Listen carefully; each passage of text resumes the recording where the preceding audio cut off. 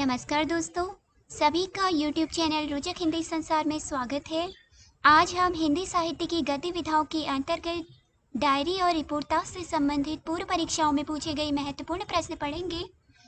पहला प्रश्न है, निम्नलिखित में से डायरी साहित्य है? ऑप्शन है प्रवास की डायरी, ऑप्शन बी है एक साहित्यिक डायरी, ऑप्शन सी है दिल्ली मेरा परदेश और ऑप्शन डी है ऋणजल धनजल। निम्नलिखित में से सही विकल्प चुनिए। विकल्प दिए गए हैं। पहला विकल्प है ए और बी, दूसरा विकल्प है बी और सी, तीसरा विकल्प है ए और बी और चौथा विकल्प है ए और सी। आइए देख लेते हैं इनमें से कौन सी डायरी विधा की रचनाएं हैं। पहला है प्रवास की डायरी। यह डायरी विधा की रचना है, यह बिल्कुल सही है। एक साहित्यिक डायरी, यह भी डायरी विधा की रचना है, यह भी बिल्कुल सही है। जैसा कि हम देख रहे हैं क्योंकि यहाँ पे विकल्प के रूप में केवल 2 ही ऑप्शन दिए गए हैं, जबकि दिल्ली मेरा परदेश भी डायरी विधा की रचना है, यह भी बिल्कुल सही है। प्रवास की डायरी एक साहित्यिक डायरी और दिल्ली मेरा परदेश ये तीनों ही डायरी विधा की रचनाएं हैं। और ऋणजल धनजल यह डायरी विधा की रचना नहीं है। तो इन ऑप्शन में से कोई भी सही नहीं है क्योंकि ए, बी और सी तीनों ही ऑप्शन सही है, डी को छोड़कर। ऋणजल धनजल एक रिपोर्टाज है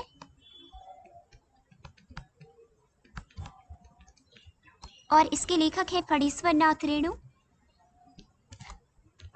प्रवास की डायरी के लेखक है हरिवंश राय बच्चन।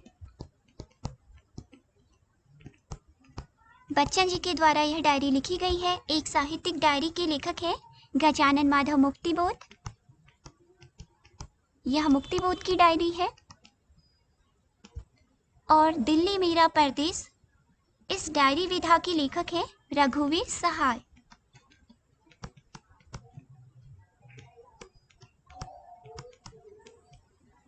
इस प्रश्न में ऑप्शन ए, बी और सी तीनों ही सही है। अगला प्रश्न देखेंगे। मास्टर मनबूत की डायरी के रचयिता कौन है? ऑप्शन दिए गए हैं doctor Dhirendra Verma, doctor Vivek Roy, doctor Ramswaroop Chaturvedi, doctor Ramasen Gupta.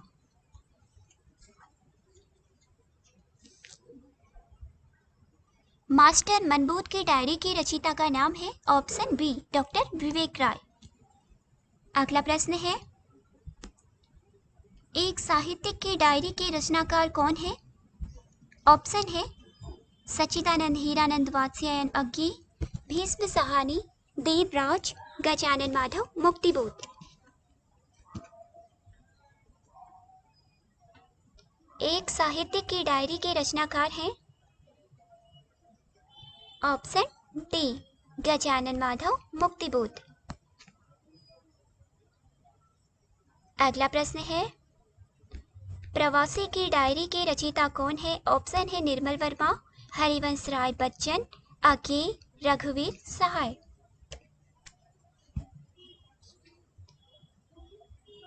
प्रवासी की डायरी के रचयिता है option B Harivansh Rai Bachchan.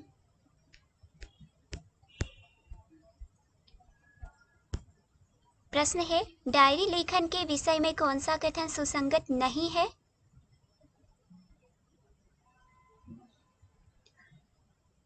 Option है, पहला ऑप्शन है इसमें व्यक्ति निरपेक्षता रहती है, ऑप्शन बी है इसमें तात्कालिक संवेदनात्मक भावों की अभिव्यक्ति होती है, ऑप्शन सी है इसमें समय और स्थान के संदर्भ में अभिव्यक्ति दी जाती है, ऑप्शन डी है इसमें लेखक के आत्मीय गुण तथा प्रवृत्तियों की अभिव्यक्ति होती है।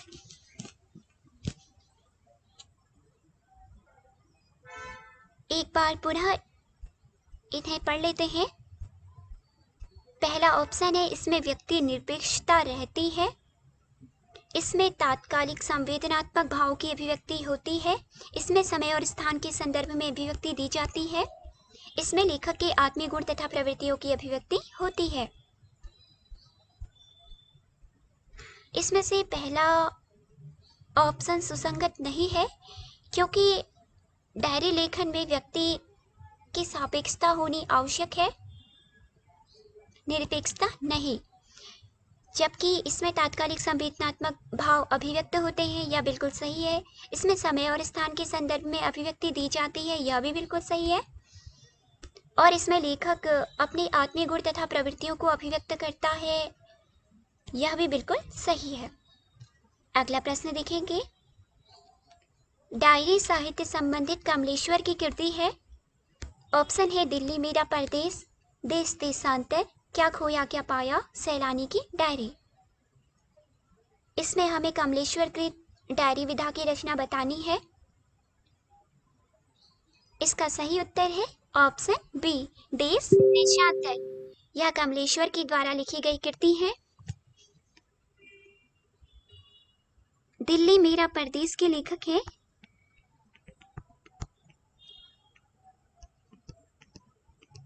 रघुवीर सहाय। क्या खोया क्या पाया के हैं रामेश्वर टांटिया।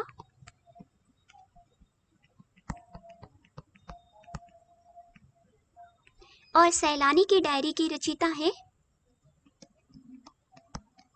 राजेंद्र अवस्थी।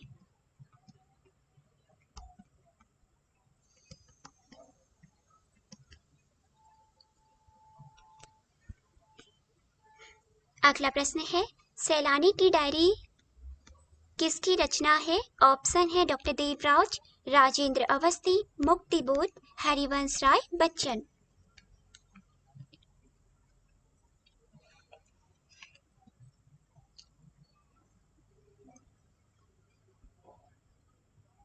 इसका सही उत्तर है ऑप्शन बी, राजेंद्र अवस्थी। अगला प्रश्न देखेंगे, यह प्रश्न रिपोर्टाज से संबंधित है। पूछा गया है कि बंगाल का अकाल नामक रिपोर्टाज किसकी रचना है। ऑप्शन है डॉक्टर धर्मवीर भारती, रांगी राघव, शिवदान सिंह चौहान, उपेंद्र नाथ अस्क।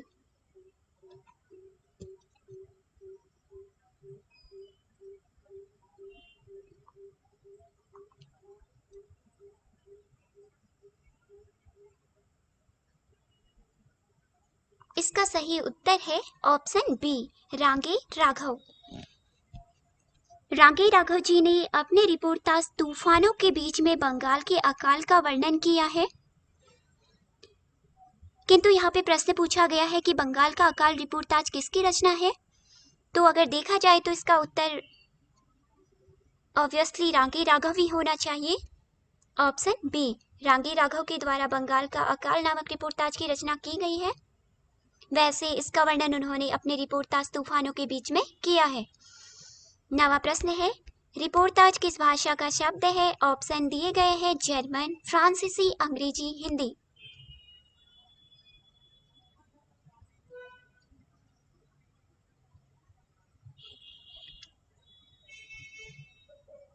इसका सही उत्तर है ऑप्शन बी, रिपोर्टाज फ्रांसीसी भाषा का शब्द है। अगला प्रश्न है, नेपाली क्रांति को लेकर रिपोर्टाज लिखा है। ऑप्शन है फणीश्वर नाथ रेणु ने, श्रीकांत वर्मा ने, विवेकी राय ने या अकेय ने।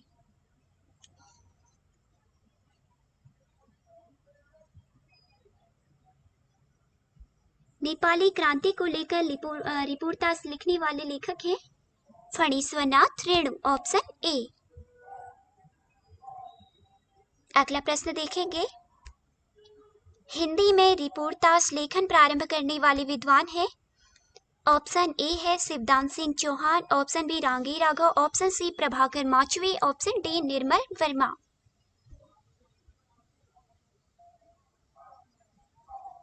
हिंदी में रिपोर्टाज लेखन प्रारंभ करने वाले विद्वान है शिवदान सिंह चौहान।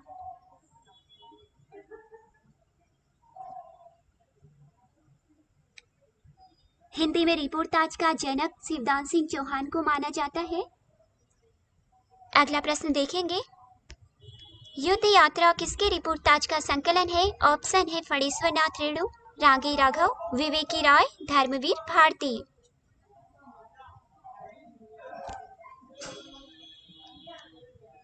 युद्ध यात्रा रिपोर्टाज का संकलन है और इसके लेखक का नाम है ऑप्शन डी धर्मवीर भारती। 13वां प्रश्न है, रिपोर्टाज के बारे में कौन सा कथन सही नहीं है? ऑप्शन दिए गए हैं, यह एक सहसा घटित महत्वपूर्ण घटना की संवेदनशील अभिव्यक्ति है। ऑप्शन बी है, इसमें संवेदना की प्रधानता होती है। ऑप्शन सी है, इसमें कल्पना की प्रधानता होती है। ऑप्शन डी है, यह कहानी रूपक और रपट की संवेल तत्व को समाहित करने वाली विधा है। देखते हैं।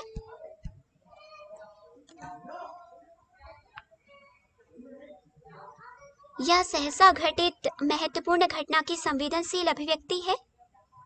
यह बिल्कुल सही कथन है। इसमें संवेदना की प्रधानता होती है। यह भी बिल्कुल सही कथन है। इसमें कल्पना की प्रधानता होती है। यह बिल्कुल गलत है, क्योंकि इसमें कल्पना की प्रधानता नहीं होती। ऑप्शन सी, जबकि यह कहानी रूपक और रपट के संवेल तत्व को समाहित करने वाली विधा है, यह भी बिल्कुल सही है। अगला प्रश्न देखेंगे, निम्नलिखित में से कौन सा कथन सही नहीं है? ऑप्शन है, रिपोर्टाज आंखों देखी कानों सुनी घटनाओं पर आधारित होता है, कल्पना पर नहीं। रिपोर्टाज लेखक को पत्रकार और कलाकार की दोहरी भूमिका निभानी पड़ती है। रिपोर्टाज में तथ्यों के साथ ही भाव प्रवणता भी रहती है। रिपोर्टाज में कथा तत्व नहीं होना चाहिए।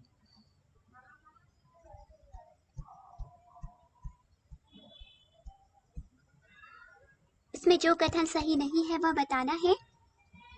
रिपोर्टाज आंखों देखी कानों सुनी घटनाओं पर आधारित होता है, कल्पना पर नहीं, यह कथन सही है। रिपोर्टाज लेखक को पत्रकार और कलाकार की दोहरी भूमिका निभानी पड़ती है, यह कथन भी बिल्कुल सही है। ऑप्शन सी देखते हैं, रिपोर्टाज में तथ्यों के साथ ही भाव प्रवणता भी रहती है, यह कथन भी बिल्कुल सही है। रिपोर्टाज में कथा तत्व नहीं होना चाहिए, यह कथन बिल्कुल गलत है, क्योंकि इसमें कथा तत्व की प्रधानता रहती है। इसमें कथा तत्व होना आवश्यक है। आज का अंतिम प्रश्न हम देखेंगे, जुलूस रुका है शीर्षक रिपोर्टाज के लेखक कौन है? ऑप्शन है, काशीनाथ सिंह, विवेकी राय, रांगी राघव, फणीश्वरनाथ रेणु।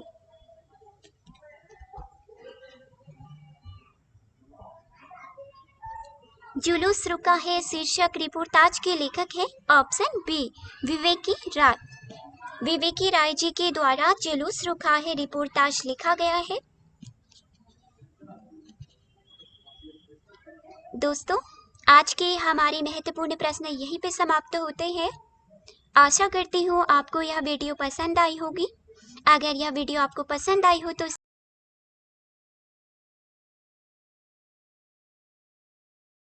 के साथ, तब तक के लिए धन्यवाद।